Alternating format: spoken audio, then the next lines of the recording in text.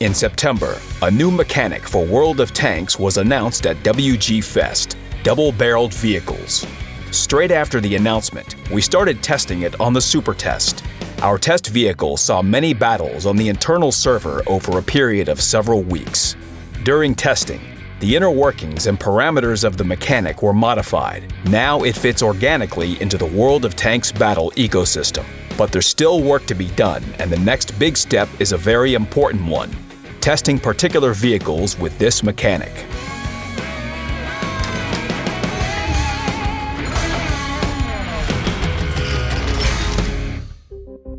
At this stage, we plan to add 4 vehicles to the game.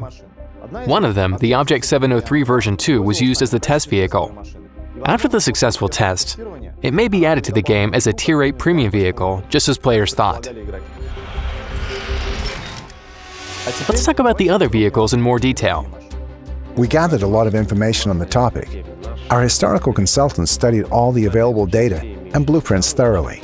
Certain components of manufactured and prototyped Soviet vehicles were used for creating the game models of double-barreled vehicles. Technical solutions were thoroughly worked on by our specialists, and they're all based on real blueprints. Installing double-barreled guns almost always affected the width of the vehicles, as well as the length of the hull and turret. Increasing the number of crew members and the amount of ammunition led to an increased turret volume. In some cases, the turret race ring diameter had to be widened, which affected the hull width as well. The vehicles became heavier. The contact surface length had to be increased to keep the crossing capacity high. This made the hull longer. And finally, more powerful diesel engines were needed. Despite all that, many vehicle elements weren't too different from similar vehicles with a single gun. Working on the vehicle models looked just like building a construction set. Some details were completely new. Others were elements from old vehicles. That means if these vehicles had been built, they would look exactly like they do in our game. The branch will start with the IS-2 version 2 heavy tank. You can guess from the name that it's an upgraded version of the famous IS, but the transition will happen from the KV-3 because some components of this vehicle are better suited to this branch. At Tier 8, we plan to test 2 top-tier gun options. The first one is a 100mm gun. With it, we want to focus not on damage per shot, but making the new mechanic more accommodating. The shot preparation time will be shorter, and the guns will be locked after the double shot for a shorter period as well. With the 122mm gun, we want to focus primarily on the damage per shot, but the new mechanic will not be as adaptable. The key differences of the IS-2 version 2 from a normal IS will mainly be the damage per shot and penetration. The stats will be better because of the peculiarities of the double-barreled guns and being a higher tier. Movement speed will be okay, a bit slower than its tier mates, but pretty comparable. The weak point of the vehicle is its hull armor. It was inherited from the Tier 7 vehicle, however, the turret will be better armored. At Tier 9 is the IS-3 version 2. Its hull is very similar to the IS-3, so it's not very well armored for Tier 9. The turret also has been gifted from the IS-3, but it was heavily modified to mount the double-barreled guns. The caliber of the guns themselves is 122mm, and the damage per shot is 390 hit points. The vehicle will be pretty mobile for its tier. For Tier 10, we have a pretty famous vehicle that was anticipated by players, the ST2. Let's talk a bit more about it and compare it with the ST1. The hull shape and armor are pretty much identical. The turret also has not changed very much.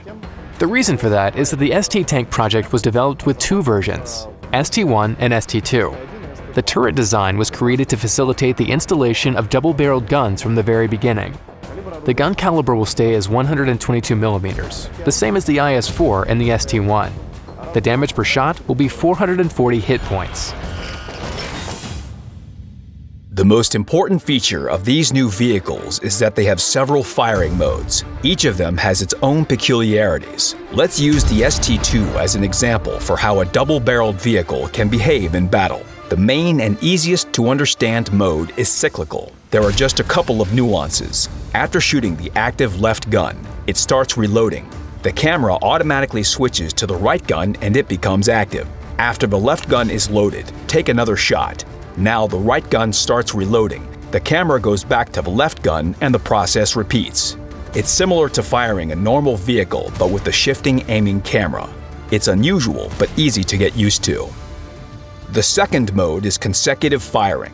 After shooting the active gun, the camera shifts. However, you can't fire the second gun right away. The timer on the left shows when you can shoot. It's similar to the well-known and understood mechanic of reloading between shots. It's generally quite short, up to 5 seconds. When the timer ends, you can fire from the second gun. It's important to remember that loading the first gun will be interrupted, and the sequential loading of both shells will start again. This is why it's beneficial to wait a couple of seconds to fully load the first gun. The third and the most interesting and unusual mode is the double shot. No other vehicle can do it. To fire both guns, click and hold the left mouse button. The shot preparation will start, which lasts about 3 to 4 seconds. The double shot will be fired automatically after preparation. The progress is shown close to the reticle. It can be cancelled at any time simply by releasing the left mouse button. It's important to note that after the double shot, both guns are locked for a couple of seconds. They cannot be fired or loaded during this period. After they are unlocked again, the shells are loaded sequentially to both guns. After both guns are fully loaded, you can fire both guns again. You can do that as often as you like. Double-barreled vehicles have several qualities that differentiate them from other vehicles. It's important to remember that both guns are still a single module, so if one of your guns is critically damaged, the other one will not be able to fire. Also, you're easier to spot after a double shot than after a single one, because a double shot exposes your vehicle much more than a standard one.